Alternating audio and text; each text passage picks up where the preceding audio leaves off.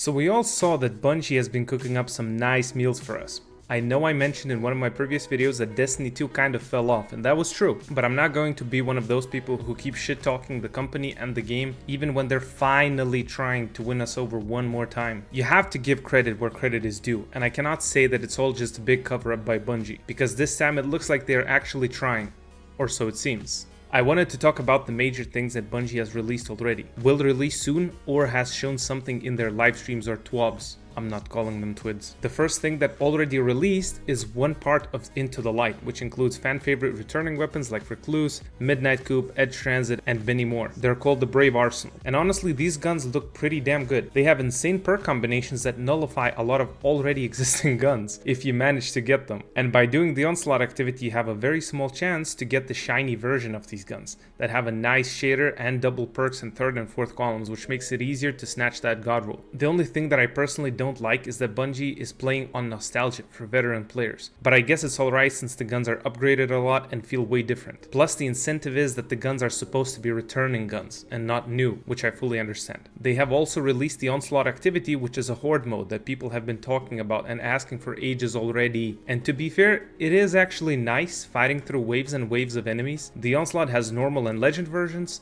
The normal goes up to 10 waves and legend goes up to 50, with even better increasing rewards and an additional gun drop at the end, since they mentioned it on their Twitter Bungie help account. Onslaught is quite fun to do with your friends and does not get too tiring after doing it a few times. Since the spawns are different, enemy races are different, you can apply different tactics and use upgrade turrets, traps, and decoys, which is finally something refreshing. They have released a brand new area, which by the way is not reachable from anywhere in the tower, which is kind of sad. You can only travel to it from the node in the director. The area basically ties everything together. You get the newly released armor from the loot boxes in the middle of the room. If you reach a certain level, at shacks in the back, the armor, as confirmed by Bungie, is meant to look like a new and refreshed Destiny 2 Year 1 armor, which, to be honest, finally looks like a good piece of armor that's not seasonal. Because I mean, seasonal Destiny armors have been looking quite good, but they're seasonal. People want some free stuff as well from time to time. So it is nice to see it. And by reaching the max level, you get the new super black shader, which people have been begging for years. You get bounties from our site, who stands beside shacks. You get your Brave Guns quests with fixed roles if you don't want to grind, which is a good addition for people who don't want to spend 50 hours a week in game. The area kind of reminds me of the old trophy hall we used to have a few years ago, but all in all, it looks pretty damn good. Now, I also love that they have reprised 0 Hour and the Whisper, which I personally did not have the chance to play back in the day, because if you watched my previous video about Destiny and Helldivers, you know that I started playing only at the very beginning of Beyond Light. Again, these are old missions that should have never been removed in the first place, but it is nice that they took the time to reprise them, refresh them a little bit, to make them enjoyable and playable again. I have played through the Whisper a couple of times already, and since I've never played it or watched any videos about it, which is kind of weird, it was quite nice figuring out how to beat the jumping puzzle. We were stuck in the Vex portal area for like 40 minutes just because my friend told me that he checked all of the portals even though he skipped one, and we trusted him, so that was kind of funny. But it was really nice to finally be able to play through that mission. And I believe 0 Hour is getting in rotation next week or the week after or something, so I'm definitely hyped for that. Also, I'm not a big fan of PvP in Destiny, but for people wanting a challenge against other people, it is quite awesome that they finally released 3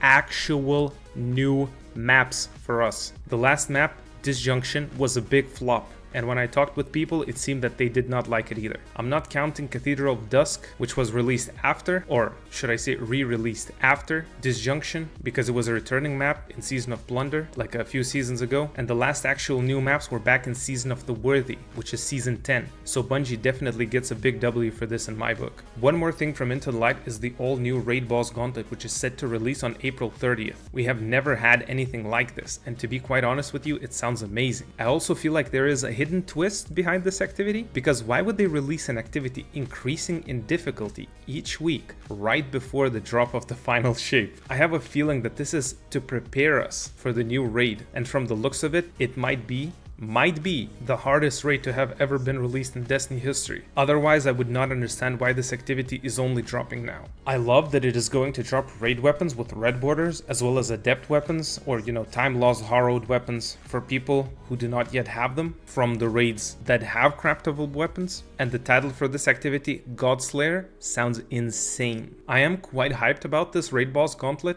because it should be increasing in difficulty each week. As I said, it will be +5 first week, +10 the next week, +15 the next week, and +20 the last week, I believe. So it should be pretty difficult at the very end. But if you have completed or at least attempted day 1 raids, you know how they go. So with a good enough team, it shouldn't be too hard. Even though I don't really appreciate that most of the content that's releasing in Into the Light or has been released in Into the Light is reused assets, just like most of the content has been for the past year or so, maybe 2 years. I'm not, of course, talking about dungeons or raids, but most of the content has been or will be just reused assets. But considering it's free, I mean, can you really be mad at them? As if all we have talked about so far is not enough, the final shape is releasing on 4th of June, and we got some spicy details from the gameplay review they did a week ago or so. Apart from the new campaign, which can be played on Legend difficulty, the new destination and raid, we now know that we are getting a brand new enemy race called the Dread for the first time in like,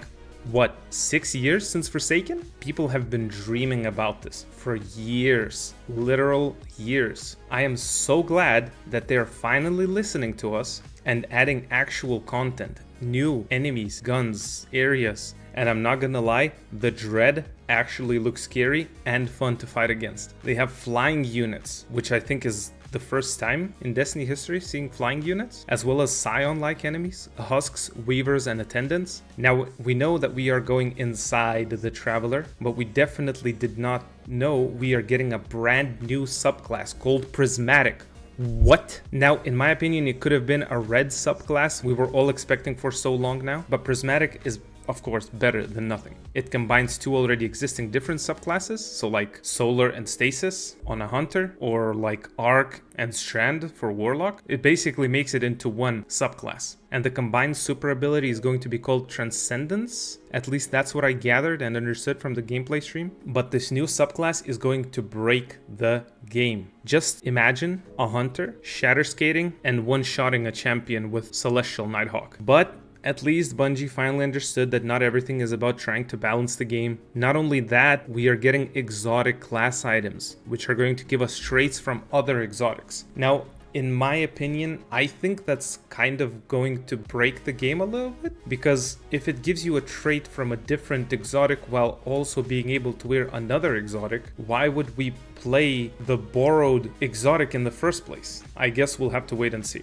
But to be really honest with you, all of this sounds absolutely insane, and I wonder what kind of chef Bungie had to hire to be able to cook this much. You know what I hope the most though? That Bungie won't stop all of this once they see people coming back. I would love if Bungie kept all of this up going forward into the final shape and beyond. I would not want to see another flop, and for Bungie to be like, oh hey look, people are coming back, why should we try more? I just hope that they finally understand that to keep players engaged in their game, they need to keep doing the thing that they're doing now constantly, and not once every 5 years. Now, there are some leaks about Destiny 3 with a certain codename at Bungie, but I'm not much of a leaks type of person, so I won't share anything about it since I don't know much about it anyway. I know some things here and there, but I hate leaks. I despise the people that are the source of those leaks, because it honestly just breaks all of the hype. Now, if we go back to the title of the video, can Bungie be redeemed? Well, I think so. It really depends on how much they deliver and not just talk. If we look at a perfect example like Helldivers and Arrowhead, the company behind Helldivers, they deliver more than they talk. In Bungie's case, in the past year or so, they've been yapping more than delivering. So I'm still cautious, but this looks very promising so far. I think I will be hopping on the hype train for now. What do you think? Is this enough for Bungie to be a shining star in our eyes? Is this enough for us to trust them fully again? Let me know down in the comments. But for now, we wait.